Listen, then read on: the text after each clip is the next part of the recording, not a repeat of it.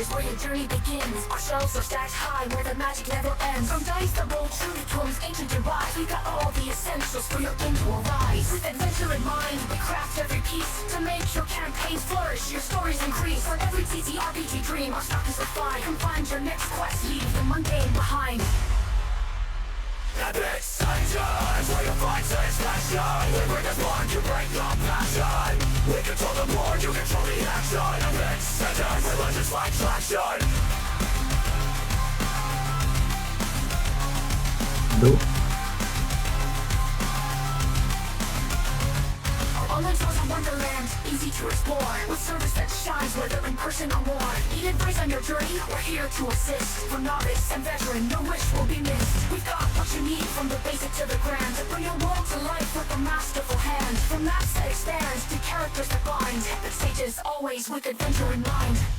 Every sentence is where you find satisfaction. We bring the spark, you bring the passion. We control the board, you control the action. Every sentence, religious like traction.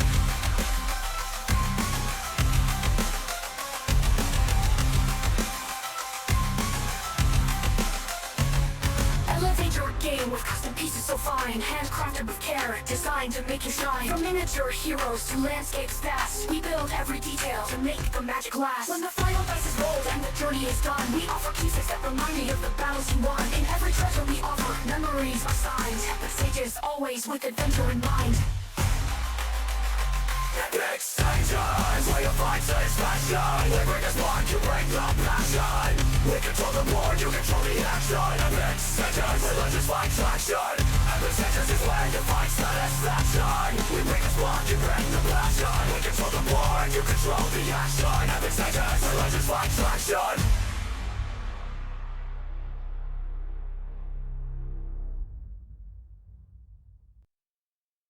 Hello, hello, hello. Welcome to tonight's show. Woo! So, Yes. jumping straight into it, we are tonight's topic is the final straw, right? It's all about crafting failure for growth and what that means for you guys and what you're doing. We are joined by two wonderful star guests, and we even have an extra community member with us tonight. Say hi. So first and foremost, we'll go in the order that I'm seeing in. So, official Taylor Durham, go ahead and introduce yourself. Tell us about you, all that fun stuff. Okay, my name is Taylor, obviously. I am an author, 28 years old from San Antonio, Texas, writing a fantasy series about mental health and kind of encompassing the world building that I'm sure everybody in Dungeons and Dragons kind of understands. It's won an award. I'm currently working with Hollywood to kind of sell my TV rights and stuff like that, so who knows? Maybe in a few years it'll be on the big screen. Heck yeah, that'll be exciting. Anything else? Where can people find you? Anything like that? Yeah, so it's on Amazon. It's called Kayla Find Me. An Enlightenment series is the first novel. I am currently working on the second novel, which should be out by, in my best hopes, a year. But official Taylor Duran is my handle on Instagram and TikTok as well, where you can find the links. Fantastic. All right, well, jumping over to our second star guest, Mr. Reynolds here. Raymond, sorry, I cannot read tonight. Jeez. Yes. Can you hear me? Yeah, I can hear you and we can see you now, so life's good. We were Yes. having issues before the show started. Yeah, so. thank you very much. My name is Reymound. I come from Switzerland. As you can hear, I'm not native English, but we will do it. I'm the Alpha Leadership Coach for men that want to become leaders, inspiring leaders.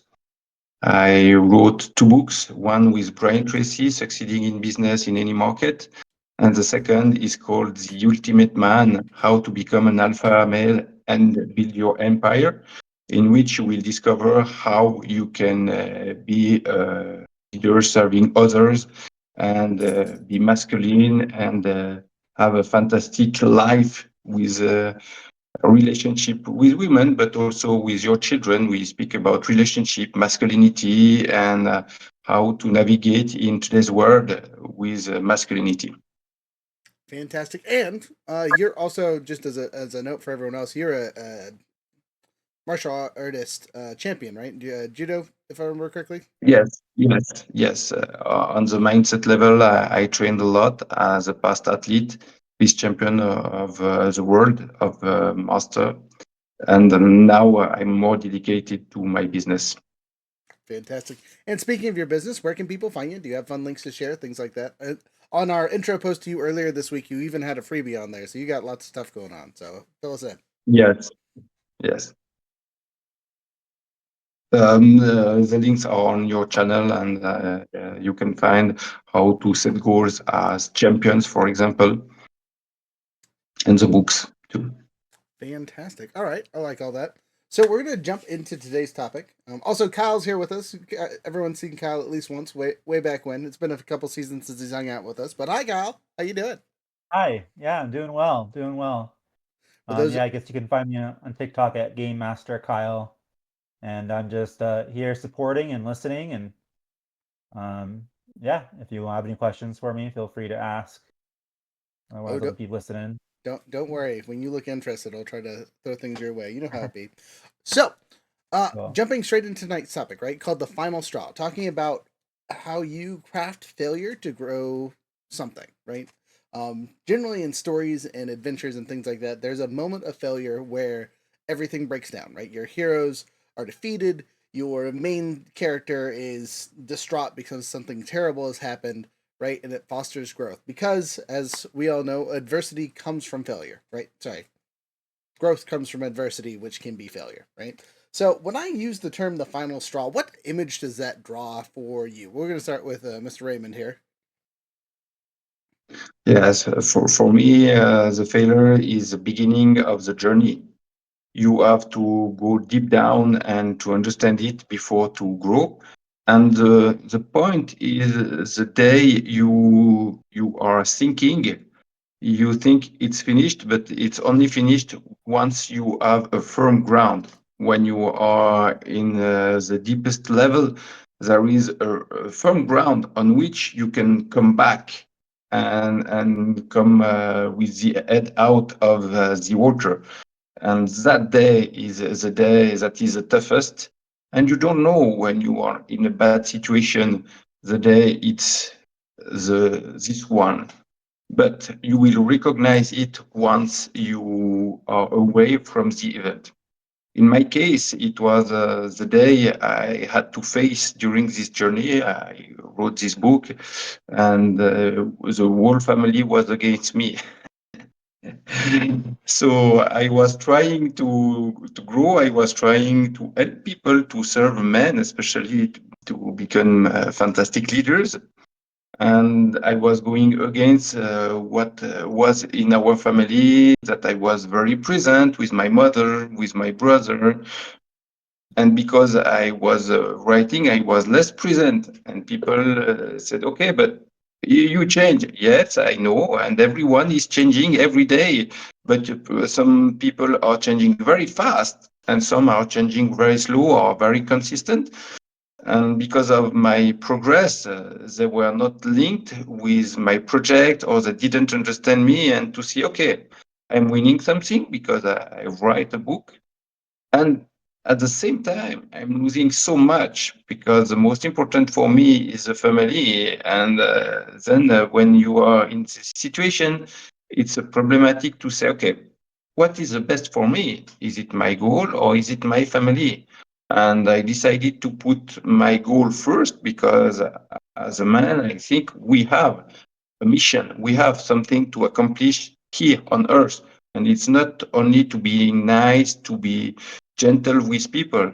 It's sometimes you have to be rude. You have to sometimes to be tough, and they have to understand why I am what I am standing for, why I am waking up every morning, and why I am going in that direction. And finally, my legacy will be what will be left at the end. So at least my bloodline will know who was the grandfather or grandfather, and that is my yes, the most beautiful gift I can have is to let something after me. Nice. So, I mean, to kind of ping off that one, right? When you made your decision that you're like, "Hey, I'm going to focus on just the goal." What was that stage, that last little bit that pushed you to that direction? Was there anything that you can remember that was like the reason? The reason is there is no reason. Okay. I was in the you know also as osteopath, and I have my practice job. I had everything in my life. I had the two most important currencies in the world. One, I had enough money to live a comfortable life, so I was in the comfort zone. No need to grow, no need to help anybody else apart what I was doing at my healthy job. And the second is also time, because I was working partly to have a fantastic experience of life. I was like, okay, but is there something more? And I was struggling to say, okay, do I need to do it? What will I gain? I will have less time and less money because I had to invest a lot in my coaching business to finally say, what is the most important is the fulfillment.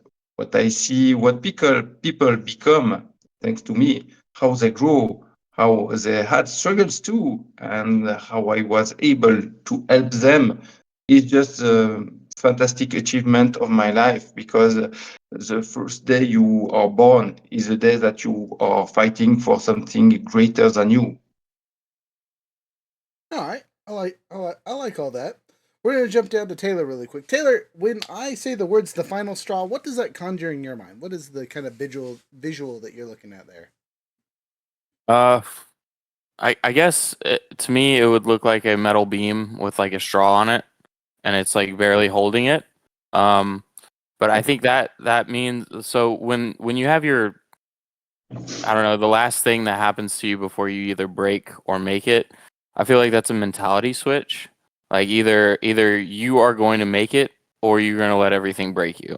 And I had a moment like that recently where I was like, you know what, I'm just gonna give up. I don't, like I was like within 3 days of just deciding whether or not just to accept what that it wasn't gonna happen and give up or not. And then something happened and I don't know, it just switched. So I think sometimes that when when we need something the most, it shows up exactly when we need it. You know, so that I think that's my visualization when it comes to that. Interesting. Okay. So, kind of when you're doing your story crafting on your end, right? Because you're more in the fictional space. Um, what is the easiest representation that you throw on your characters for them hitting that point? Do they have some kind of visual cue, or is it just the writing is all the bad things that's occurred to them in that moment? It's actions, right? The action. I know that there's one point where, close to the middle of the book, my character's just had enough. She's just really had enough, and she grabs the nearest piece of sharp object and just starts digging in on her arm, or about to, and like it just ends the chapter that way. And then a new chapter begins with her being stopped from an outside force, right? So making her realize, hey, look, you still got a long way to go. It's okay to get down, but don't let it, don't make a permanent decision out of a temporary problem. That is a life motto all of its own, and I truly do appreciate that.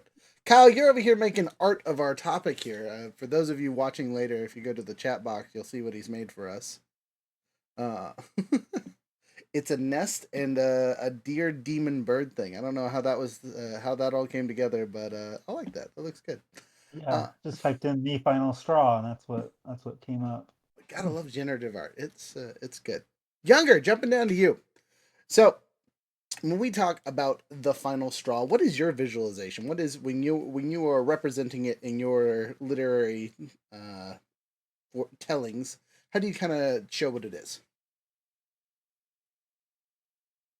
You are muted currently. Yeah, I'm missing this great statement. I have two very distinct thoughts. One that's more appropriate for this, and one that's not. So the first one that's not, that I'll just shortly hit on, is there's a cup and there's a bunch of straws in it, and you choose the short straw or the long straw or whatever. And if it's the final straw, that means you don't have a choice.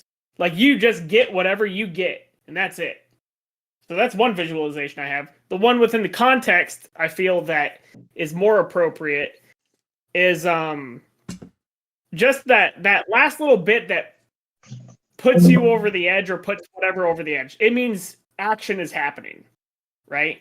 So it's like the final straw, and then something happens. Action. Movie starts. The problem has initiated. The roll initiative. Roll initiative. Solid use of terminology there. I mean, kind of taking it from all of you. This is when you are at your failure point is the most critical decision you can make. Is what it sounds like from pretty much everyone's perspective, right? But I think we also forget that sometimes it's not always a camel's back we're breaking. Sometimes it's a couple twigs. It doesn't take much for that final straw to just smash right through it, right? Or sometimes the last straw is made of metal and you're just a piece of plastic, not ready for the impact. We're collecting hay, and it's the end of the harvesting season. Yeah, I mean the that final too. Straw. It could be a lot of straw too, right? But let's sometimes you do so on purpose, right? You either make the proverbial beams weak, right, by not having a lot of patience or wherewithal to withstand things. So intentionally, you have to make a decision, right? Sometimes younger, you bring a great example is drawing the last straw. Sometimes it's your only choice pushing forward, right? So like, starting with Ouly here. Ouly, is there any time that you can remember where you intentionally got yourself to a place of failure to then progress? No. No. Okay. It's life that pushes, that is life that pushes you in that situation. And I think nobody would like to be in a sort of position where you definitively push yourself in a situation to fail intentionally. Nobody wants it, and nobody will do it. But what I learned from my past experiences is sometimes, as well as in business or in relationships, it's important to understand that sometimes it's best to fail fast than just to wait and let the situation die by itself, and then you build something better when you are able to do it as quickly as possible. That doesn't mean that you have to fail and to go absolutely to failure. But if you have to go in that direction, it's best to understand very quickly that you are not in the right direction. Okay. All right. So, I mean, to draw it into a more personal question for you then, with your business and whatnot, when you're dealing with coaching and things like that, how often do you find that the people you're coaching are at that precipice of failure or success, or having to make that choice? Is that an often case for you or no? No, people that are coming are not at that kind of level, but they can be in a really bad situation. I dealt also with people that had addiction, drug addiction, and I don't say that I was the only one to help these people to go out of it, but I was part of the solution. They found in me some mindset, some new habits, some inspiration who the man I was, and I am totally true with them. I had my own struggles. I have had my own addictions that it was also a struggle for me. But in showing who I truly was also supporting them. Fantastic. Okay. Well, I mean, that's good to hear And at just least, right? Yeah, yeah. just one thing, because I had a fantastic discussion with a guy that was about to kill himself, and he was after that coming at my job, and he was saying, you know what? In fact, when I was not feeling good, I was avoiding people, and that was a tilt in my head. Why? It's because finally, people that really need help, what are they doing? They are doing as animals do. They prefer to go in a lonely room and die by themselves.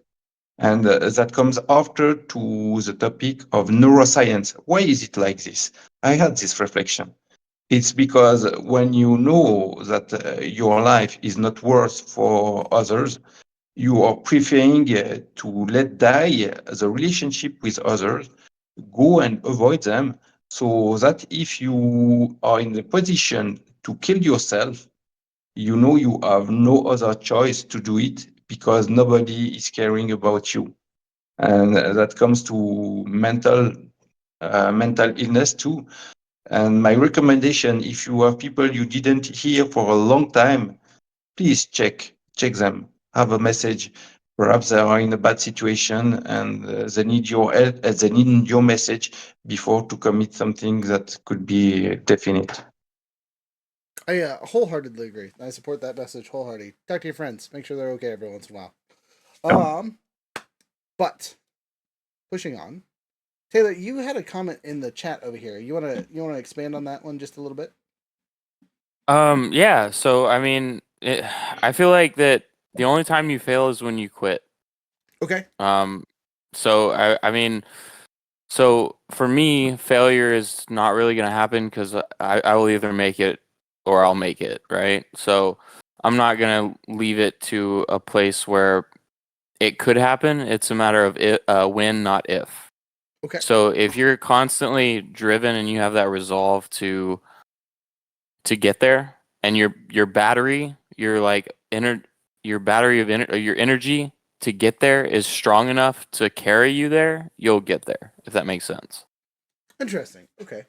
So keeping that in mind, I'm also going to kind of throw the same question at you with in regards to the intentionally throwing failure in your thing. Again, in a literary sense, when you're making your characters hit these deep dark points so they can bounce back up, right? Kind of hero's journey-esque travels. How does that come about for you? Like, how do you decide when is the point of failure for your characters? Like, what is your baseline limit? What's the worst it can be for somebody? The worst that that it could be for that character. Sure. Ooh, or just anybody. I think after so many setbacks back to back to back to back to back, right? Like no winning, no conquering of anything for a long period of time where it's just like abysmal, where it just like feels like nothing is gonna get better. And usually the moment that happens, so I'll ask a question. So Sure. how far can you walk into a forest? You can walk all the way through a forest. So But how far can you walk into it? you can walk to the very center, and then you're Exactly, walking out. halfway. Mm-hmm. So usually when you get to that halfway mark, because everything gets darker and darker and darker until that halfway mark.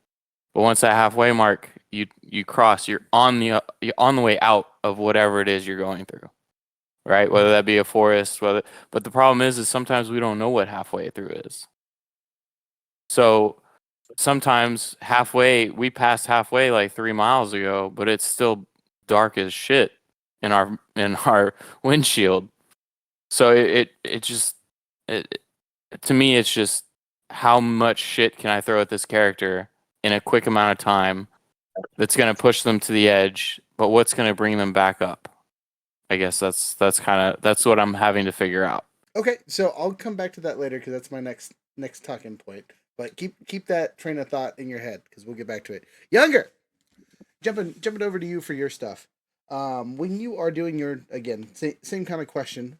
When you are setting up the hero on their journey or a group of heroes because you're a DM and you tell lots of stories, what is kind of the lowest baseline point that you will put at the characters before you force their hand to make some kind of decision?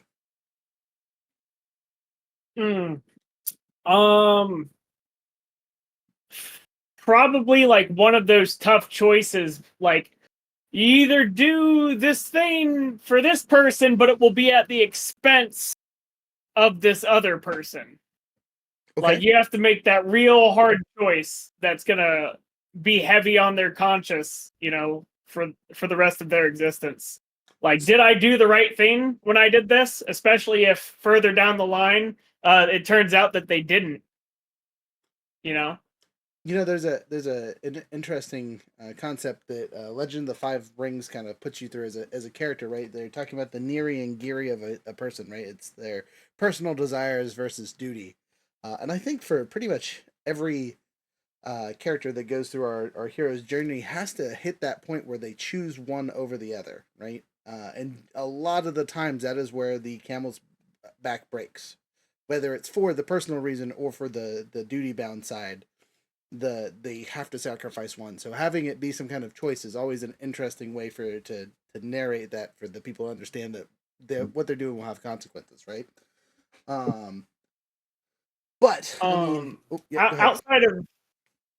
outside of that moment, I think one of the it's more of like a narrative stance, and it's like, everybody has those figures in their life that they aspire to be like, mentors, or just like hero hierarchies or whatever, people that they look up to and respect in some capacity, and then coming back later and seeing that they are no longer the person that they once were, whether that be because they were a great warrior who came back alive from combat but a little bit dead inside.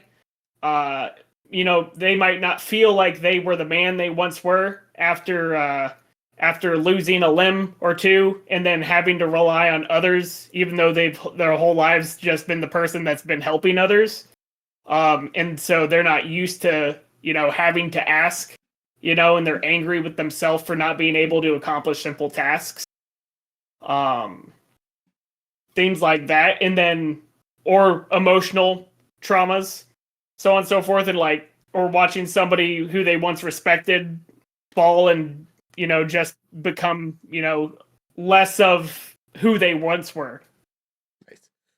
Those are also questions you have to answer. Taylor, you had another interesting question in the chat. Can you just got to shoot those out there, man. Don't type in the chat. Just let us know. We'll ping off them and talk about them. Okay, it's okay to ask questions and make statements. What you got? All right, perfect. So what if that choice is at their own expense, at that person's expense? So Go ahead. Go ahead. I think all choices are at your own expense, right? In one way or another, you're always going to sacrifice something for improvement, right? Sometimes that sacrifice is beneficial, right? You go to the gym, you're sacrificing your time, but you're gaining muscle, you're losing fat, all that fun stuff, right? But it's still a sacrifice of self to do those things, right? Most importantly, time, right? You could be doing other things, but you're choosing to sacrifice that to gain the benefits. So with any decision, that's kind of the thing. If you're talking about like final sacrifice, like they're the last dude on the line, right? Holding off a horde of minions coming at them, kind of thing, gonna overrun a position. The sacrifice is literal, but what they're gaining in those, right? The straw, they chose honor over self-preservation, right? That's where the trade-off hits, the Neri versus the Giri kind of thing. Okay, so like what evil can you live with, right?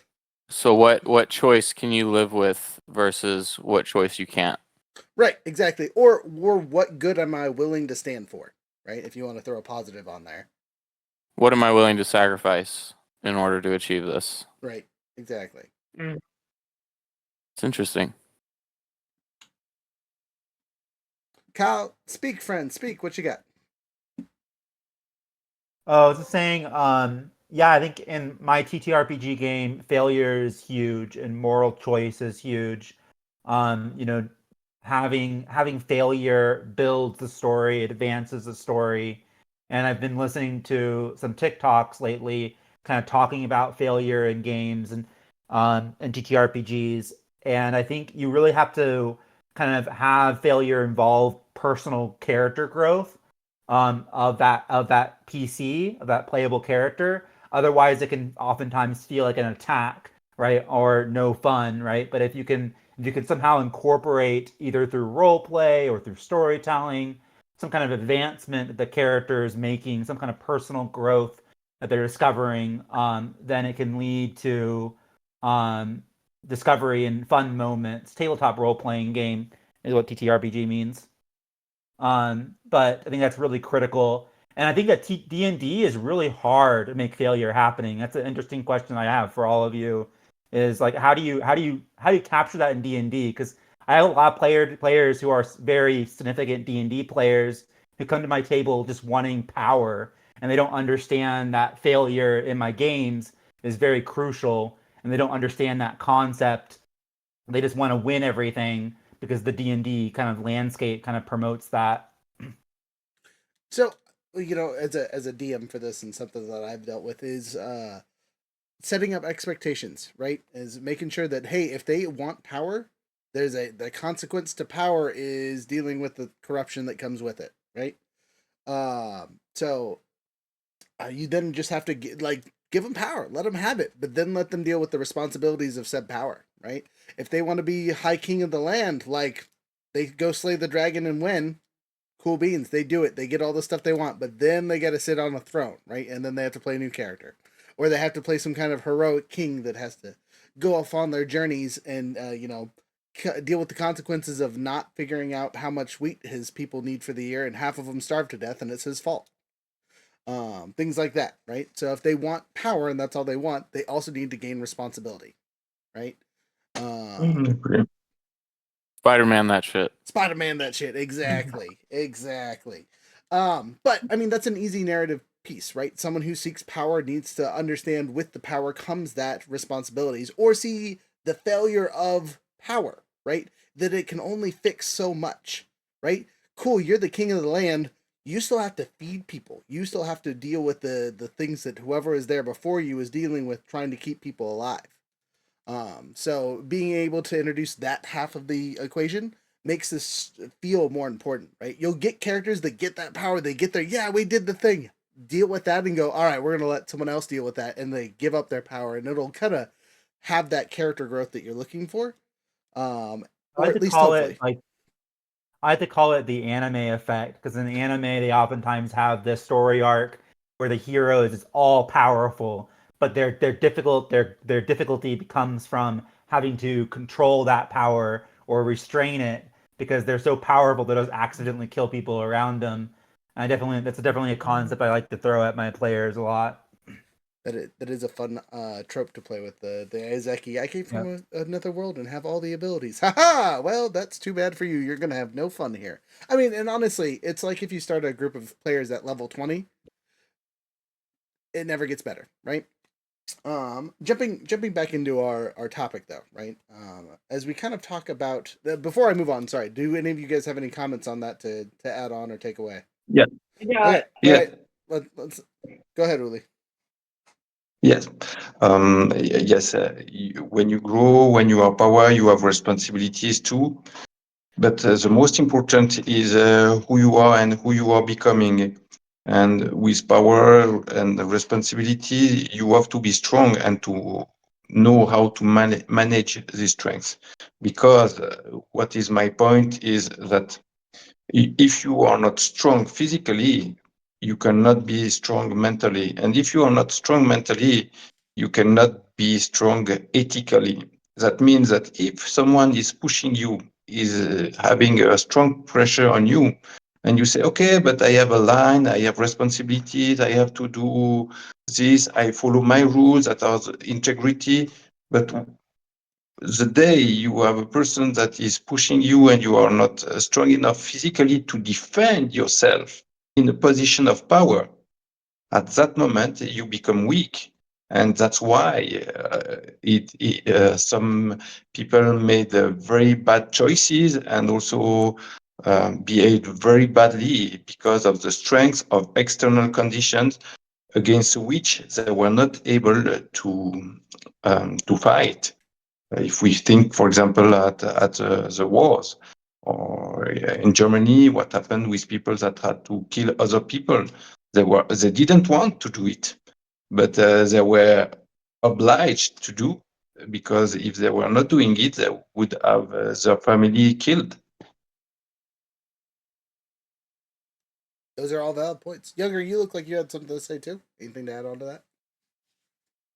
Yeah, probably the only. So going on to a fantasy trope thing real quick. The only good thing that came out of the Avatar game is the fact that characters, to be able to use their new abilities, actually have to practice that ability before they can use it effectively. Right? Everybody has, and in real life, everybody has to train in order to be able to pull it off. You know, you might get lucky every once in a while, but like generally speaking, you have to actually attempt it. And generally, if you attempt most things, you are definitely not perfect at it the first time, right? And so you might, if it was on a graded scale, you might get a bad grade, you know. But as you do it more and more, you might still be failing, even if it's just a little tiny failure. It doesn't have to be a massive failure, but you can still learn from it. Like, that's the whole point of progress. Like, you made 1,000 light bulbs before you made one that worked, and you're like, well, now it works perfectly, but it's not making me enough money, so I better cut it down and make it worse. I'll revert back to some of those older failures so that I can make this profitable for myself. No, bad brain.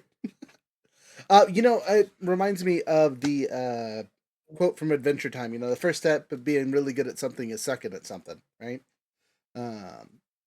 That's pretty much true for everything as you go through life. There's very few things that you can get into that you're amazing at right off the bat. Sometimes you get lucky and it just happens to be your thing, right? Everyone's got that one thing that they just do and it clicks and you're the best ever at it. Mostly, right? To a point. But those are very few and far between for most people. So I'm going to jump into the growth part of our conversation, right? So once we've hit that failure point, once the camel's back is broken, and once we're rebuilding our steps forward, let's starting with Taylor, because he was kind of on this train of thought earlier. What is your first step that most of your characters have to take? What is the realization that they all have to agree to before they move forward? Now, obviously, there's some individuality between all of them, but there's generally a theme when you start growing. What do you think that is? I think it would be, if I could tie it to 2 words, is acceptance and determination. Fantastic. That was my answer too. We can be friends. All right, moving on. Yeah, continue. Don't listen to me. No. So you have to accept that if you continue doing the same thing over and over again and you get the same results, it's not going to change anything, right? According to Albert Einstein, that's the definition of insanity. Doing the same thing over and over again and expecting different results. Back to what Younger was saying, is it isn't progress if you didn't fail and learn something from it, right? So to recognize what you're doing wrong, or what the character is doing wrong, is the only way. Even if they don't know what's right, they know what's wrong. So I feel like they need to recognize what they're doing is wrong in order to correct and try and go in the right direction. Okay, so being able to show that there is something wrong, or at least that the character understands something that they did is wrong, will help show growth later on when they don't notice that thing? Yeah. Okay. I think so. Okay, I like that. That's a good way to say it. Younger. You're raising your hand. What you got? You believe that the most important element of that is they have to have an environment to grow, right? Like, you're never going to become the world's best smith if you're locked in a big old wet cave and there is no iron for miles, right? It's just not going to happen. You're not going to probably, be the best swimmer if you live on the top of a mountain. Mhm. It definitely, the environment plays yeah, exactly. So it's like there has to be the environment, and to get to that environment, you might have to, go splunging a few times in a cave, or you might have to go walk down that mountain to the ocean. But there has to be an environment in order to grow within whatever specified field or scenario it is. Like, you're not going to get better at fighting people, right? Unless you fight people, I assume. Right. You might get a lot of practice in, you might get a lot of moves in and stuff, but I feel like the best version of that is probably the actual element of training with another person. And feel free to tell me I'm wrong if I'm wrong. No, you're absolutely right. It's just I answered the question as it was asked. No, that's fair. Yeah, no, I was talking to Reymound. No. I answered the question as I understood it to be that moment right before everything happens, right? So I didn't realize that I didn't know that there was that difference of disconnect. perspective doesn't mean you're wrong. You're right. You're absolutely right. I will agree with you on that one. All right. Well, you look like you had a couple things to add on there. What you got for us? I agree that acceptance and doing also having a better environment are key to grow. but they are not the foundation on my side, because I take the example of a person suffering of addiction. He knows that he has to accept that he is not on the right way, but he's not changing anyway. He say, okay, but it's the last time I take drugs. And the next time, after 1 month or 3 months or 6 months, he comes back again. He knows that he is not on the right track. But what makes the difference is perhaps to have some self-reflection, to write. That could be some practical tools for the audience too. It's coming to not only I know, but I understand deeply what it represents. And sometimes it's coming from outside people. When you discuss with a friend, he can be the light that highlight is your behavior and where you are going. But you can do it yourself, and it's a practice I have since years now that is giving a lot of fantastic effect on my life, and sometimes very surprising and not expected, because when I know what are my emotions or why I did some bad decisions, or what was the trigger at the beginning of my bad decision or my bad behavior, then you can have an understanding of the process. And when you think at the person that is alcoholic at the first, this person says, okay, but I'm not alcoholic. So he says no, and then say, okay, I accept that I am, but I'm still one because I cannot move forward. And then he says, okay, now I work to make it not come again. And that is part of the process. Once you understand yourself, you are able to grow. That is a fantastic point. Once you identify, But yeah, when self-identification. you identify the problem. Yeah, exactly. We're over here talking at the same time. So Taylor had a great point, kind of to coincide with that, though. He said in the chat that was, could you say it one more time for me, Taylor? Yes, it is a dangerous position to be in when you are growing, but your surroundings are not. Right? Kind of goes into that triggering effect, right? What started the action? Why do I want to start drinking again? What is causing me to have this need, right? And once you understand that and then get your understanding your environment, powerful way to step forward.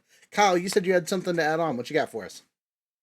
Yeah, something someone said, I forget who it was, but they were talking about experience, and maybe think of like the philosophically what is experience and what is consciousness, and sort of this idea of I forget what philosopher talked about it, but if you put someone in a cave and you gave them everything about the color red, but you never showed them the color red, but you told them every data point there is to know about the color red, would you say they actually have experienced that color red? And like, let's say they come out of the cave and they finally see the color red for the first time. Do you think they wouldn't be surprised at all because they already know every data point there is to know about it? Or would they be surprised about seeing the color red and have like a look of surprise because for the first time they're experiencing it? So does experience, is there something different about actually experiencing something? Is an experience more than the data, more than the sum of the data, more than the sum of the parts that it makes up? I think it's a big AI question that I was exploring a couple last week or a couple weeks ago. That So- I someone think there is. maybe brought up. Oh, go ahead. I was gonna say I have an answer for this one actually, and a real life example. When you read a book and then you see the book as a movie, right? We'll say even an exceptionally well done book to movie transition, they're going to be different than what you see in what you had in your head, right? You can have all the things you want to know about Harry Potter and what he looks like and what he is. The image of him in your head is not going to match what you see on the screen, right? I mean, heck, you could apply with this with real people, right? So let's say you read everything you could about JFK, right, and the his stories, and it went through that. But seeing actual historical pictures of the man would be totally different than what he's written down as, right? So seeing in person is always going to be a little bit different. Younger, you got something? Yeah, so it's funny that you mentioned that particular question because when I was in the Army, I was given a particular question that was kind of relevant to this, and it was training versus education. And what it ran down to is, and it was specifically about leaders, but I like to make a parallel to fishing, right? So you could have read tons of books, tells you about all sorts of knots, tells you the best types of places to fish for certain fish, this and that. You know, you could have all the information you could think of about fishing. But if you've never actually cast a fishing pole and actually experienced it, you do not know anything about fishing. You don't know what it's going to be like if you're out on the ocean because you've never experienced seasickness before. You'll never experience it if you've never gotten on a boat. That's just a fact, you know. You'll never, like, you don't know how heavy a certain fish can take the pull. Like if you're pulling up a halibut, you know, from the ocean, that thing's just a giant anchor that's just going side to side. It's way different than if you got some salmon that's yanking you side to side, you know, or a catfish that's just globbing on you, you know. Globbing on you. That's a solid phrase. I think you could do that with cultural differences too. Right. So you can have somebody from a different country explain to you what it's like living in that country for them as a local. But the moment you go over there, you're going to see what they see and hear what they hear, but you're not going to know the gravity of the full effect of what they go through on a day-to-day basis. Even if it's just normal for them, it's going to be abnormal for you. And I guess like what in the scenario is presenting though, it's more of like, and you guys are 100% correct, and I agree with you full-heartedly. But if you kind of take a mental exercise, where when I say every data point, I mean I'm talking like you're getting fed into your mind the position of cells will happen while you're fishing. Everything like a movie or a book can't capture that currently, right? So, but if we kind of go above and beyond, I kind of go not above and beyond, but kind of go into like a hypothetical space or like into an imaginary space for a second, and if we can imagine that, like what would it be like to capture every data point without actually experiencing it? Or is there something different about actually being in front of the color red? And that's why the color red's a good example, because it's a very simple example where you could be told where it's different. Like, but is there something different about that experience? Like, is there something happening to your consciousness, something happening to your mind that can't be fed through data points? It's the context. Emotions. Yeah. You know what I mean? We go into it's the soul, baby. But I mean, emotions could be data points too. I mean, they're hormones that making up your emotions, right? There are certain types of chemicals that cause emotions. Sure. But they're all going to be different based on your personal experiences around your entire life. Right? So so for somebody who has an angry emotional like trigger, red could mean angry instead of warmth and happiness and comfort, right? So just really, you can't really encapsulate that into data and into a quantifiable data that would make sense for one person more to make sense to everybody instead of just individually. Right. So to answer your question, individually maybe, but not as a conscious group, because how we experience consciousness is different for everyone just a little bit, right? A great example. What? That was great. Like that was an eye-opening statement from Taylor that I appreciate. Okay. Mm-hmm.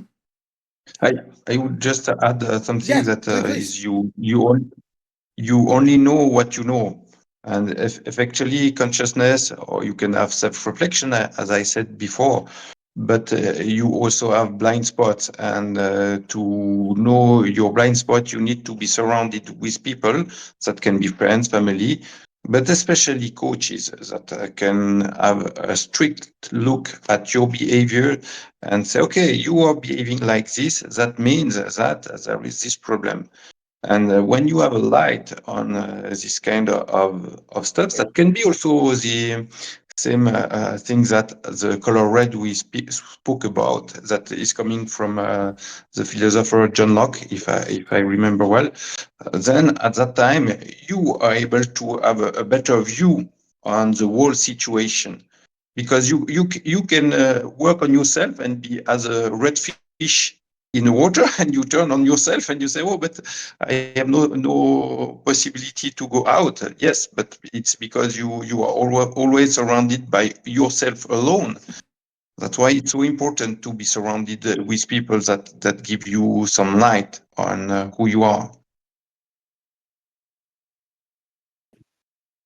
So can I just found the old document that I wrote up forever ago, and can I just read like a couple like little pieces from it? I will allow it.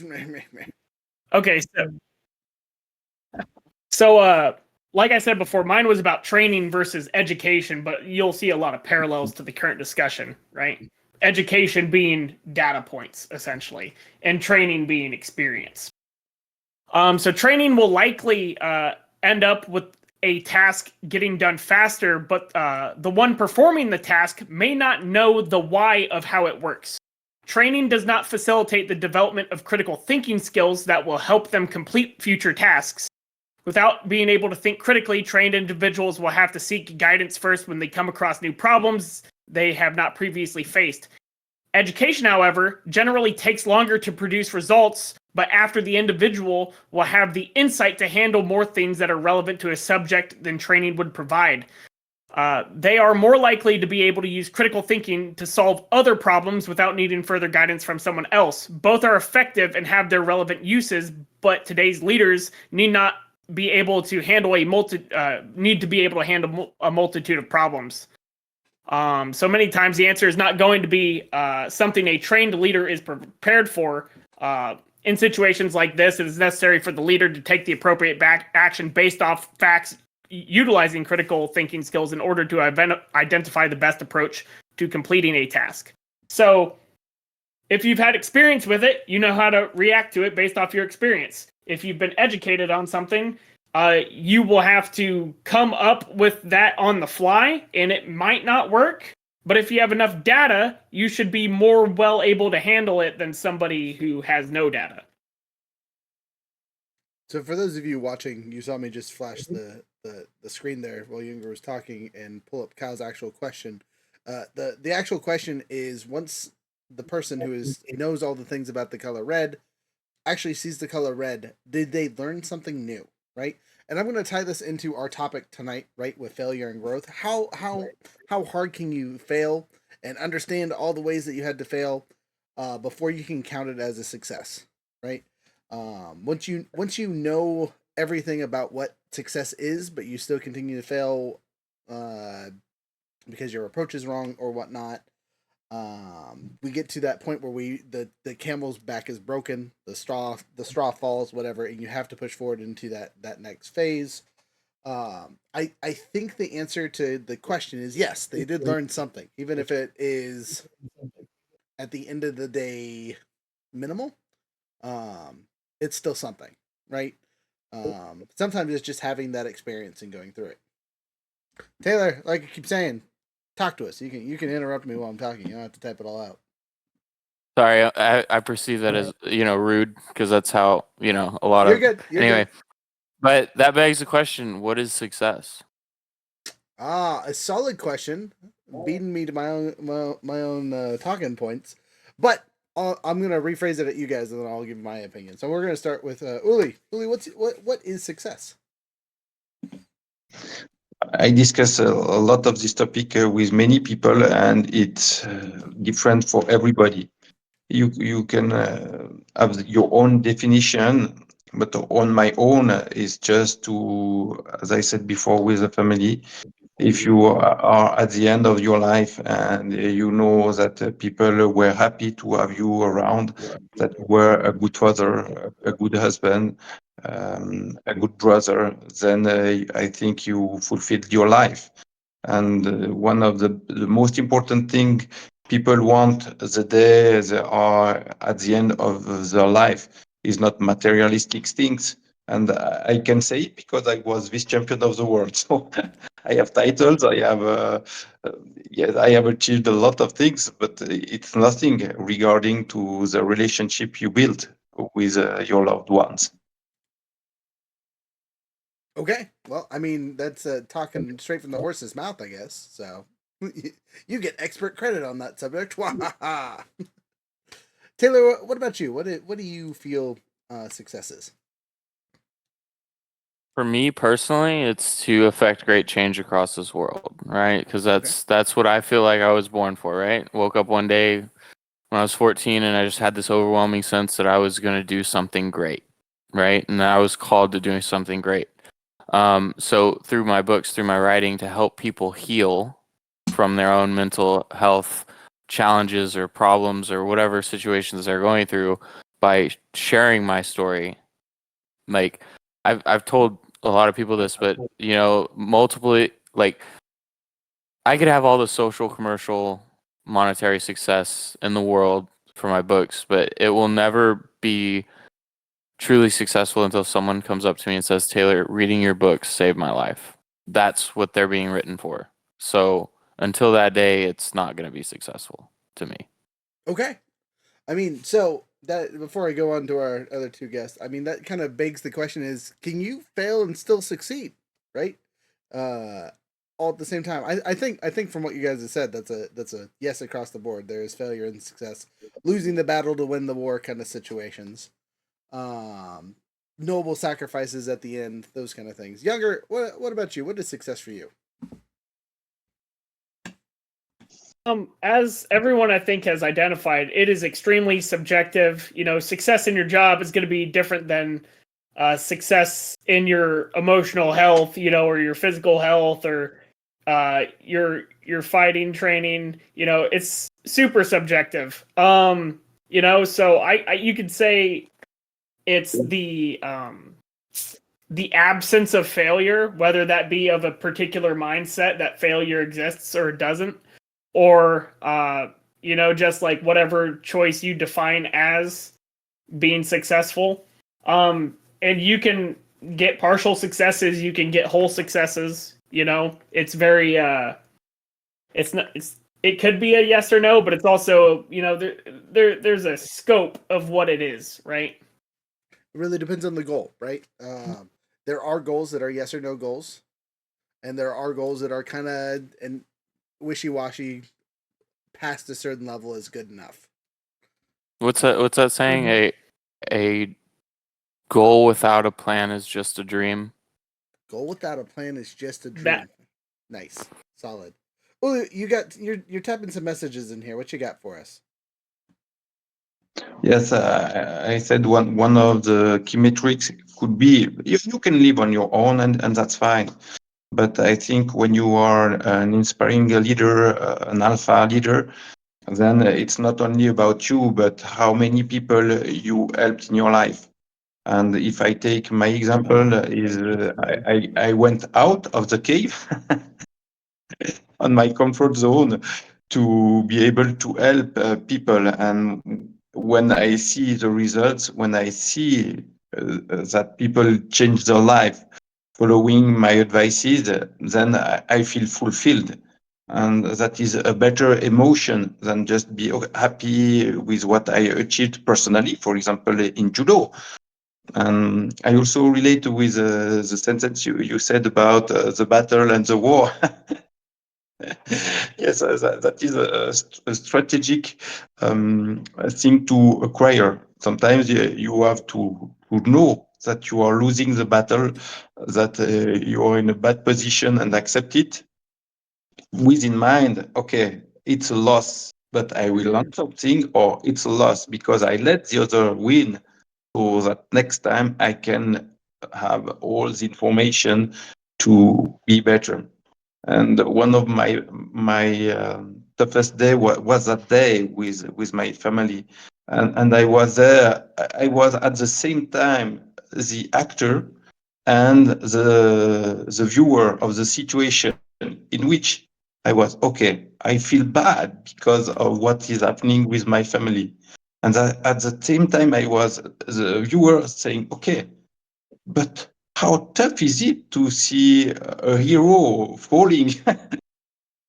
I was giving my best for the family, and they didn't understand me. And to have this external look at the same moment was just amazing. To say, okay, it's a loss, but I will win at the end. Yes. So you guys are going off in the chat here, which is good. But we do have a note from someone who isn't in the panel here. Gaisha says the simple presence of progress or seed, the simple presence of progress or the seed planted for a collective success. Right. That's what success is in their definition. So that's kind of cool. I like that. Growth. All back to the original title. The failure leads to it because you're learning something, you're doing something, or you're wasting that failure and not learning anything and going in the same circles, right? Which is the unfortunate possibility that lots of people go through. At this point, we got to wrap things up because we're at over the hour mark. I'm sure we can continue talking about this for quite some time, but I'm gonna let you guys do final thoughts, and then we'll do where your guys' last minutes of talking about yourselves, and then we will jump into our after action review stuff. So. We're gonna start with Taylor this time. Taylor, final thoughts. I was just commenting that growth happens in uncomfortable places. I think that in order for us to get out of our comfort zones, I guess you need to do what you're not. I don't know. I don't know where I was going with that, but you know more or less. I do understand what you're saying wholeheartedly. Yeah. So I mean, if you're not uncomfortable, you're not growing, right? Not uncomfortable, you're not growing. All right, I like that. You can't get new clothes without getting taller, right? Yes, exactly. At least as a kid, as an adult, you get as much clothes as you want, but Mr. Raymond. Yeah, I will do the exact same sentence with other words. If you are not taking responsibility, you are not growing. That means that if you are just on your level, and that's fine, that is not sufficient. And one of the best way to grow, I would say the two most important learnings in your life. If you want to have a tough challenge, one is to build a company. Because when you are on your own and you have to do everything by yourself, you will learn to sell, you will learn to market, to be the accountant, to be the provider, as for me, the coach, and I do everything. So it's a huge learning.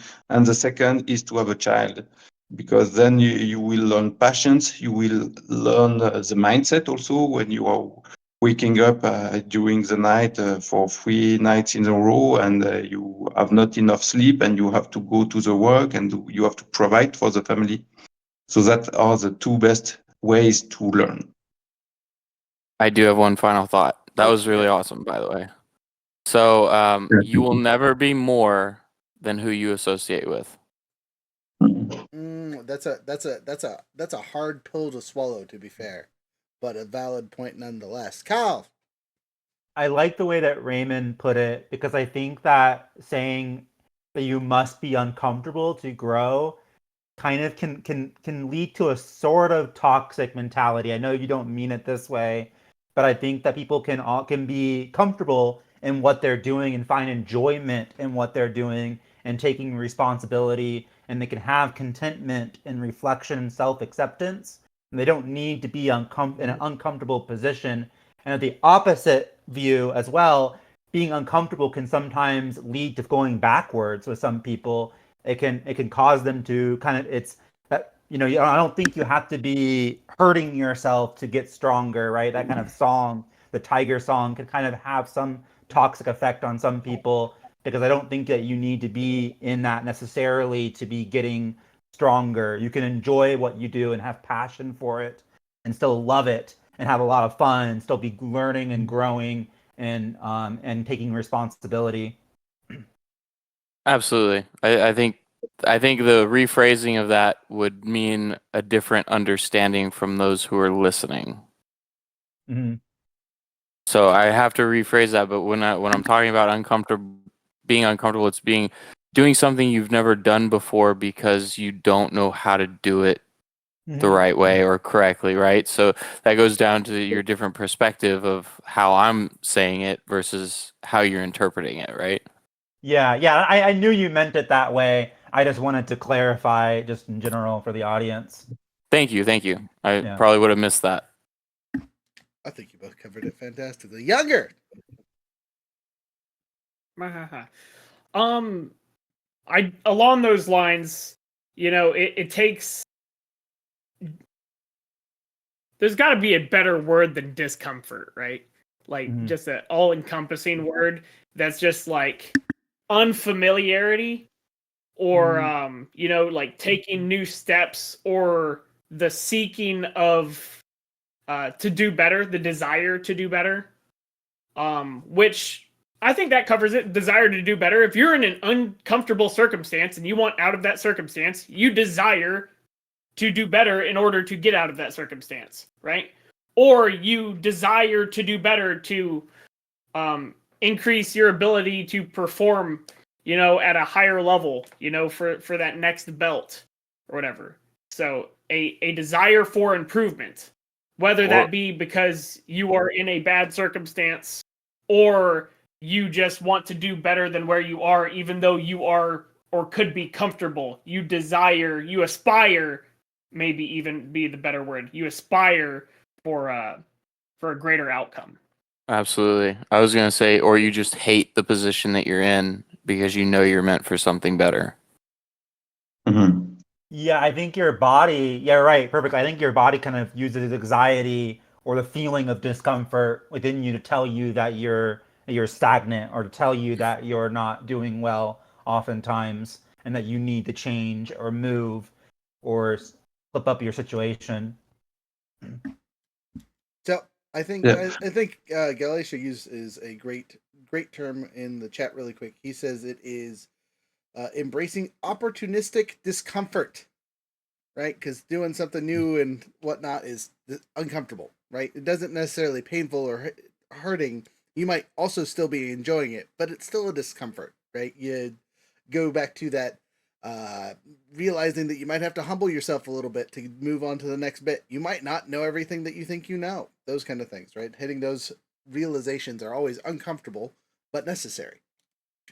Before we continue on, because go ahead. I'll let you get this in, and then we'll get finished up. You can put yourself decisively in an uncomfortable situation. You can have event coming from outside, and my way to practice it, and also to have a practical tool for the auditors, is to do something that is really hard every day. And I do two things. First, in the morning, I go in the cold shower. So I don't want to go, but I do it because it's training my strengths, it's training my mindset, it's training also my courage. Every day I have this act of courage. And the second, I go for just one exercise, one, until the end. That is not, oh, it's difficult and I stop. No, I want to give the 100%. And I never go to the 100%, because the 100% would say, okay, you die for this rep that you are not doing. And I try 90, 95 in the best days. And once you train to go and to accept suffering every day, then you go stronger and you grow exponentially. I don't know if you have other exercises or practical tool to put you intentionally in tough situations so that you can learn a lot. I think in our frame, it's definitely possible, because generally when you're playing a TTRPG or writing a book, you're not necessarily the person who is taking the physical damage. It's just a narrative description or bad rolls that are hitting you in the face for no good reason. But all that being said, we're gonna wrap it up here. I really do appreciate your guys' opinion, and we might have to do a part 2 later in the future, because this has been lots of fun. But before we let you go, we got to give you guys some time to talk about your stuff and your things and where to find you, all that fun stuff. So we're going to start with Ouly. Ouly! One more time. Who are you? What Yes, you do? good. All that fun stuff. Yes. Ouly Reymound, and I'm a Alpha leadership coach. I help men to become fantastic leaders serving others. And I have a book, The Ultimate Man, How to Become an Alpha Male and Build an Empire. And they can find that on Amazon, right? Or is it just on your website? Yes, on Amazon and website. Okay, fantastic. Taylor. All right. My name is Taylor. I'm a 28-year-old award-winning author from San Antonio, Texas. You can definitely find my book on my Instagram page, which is official Taylor Duran, or my TikTok, which is the same thing. And it's also on Amazon and BarnesandNobles.com under Kayla Find Me and Enlightenment series. Fantastic. And we got a whole year to wait till your next book comes out. So we'll talk about that more in the after action review. For us on our company side of things, code for this month, it's a new month, so I got to put in a new code. It's November, so we're going to go gobble gobble 907 gobble gobble because we'll spell that right. Can it for just sure. be gobble? Just one Single, gobble? one gobble. All right, fine. It'll be one gobble. Use that to save 10% off of basically everything on the website that we do.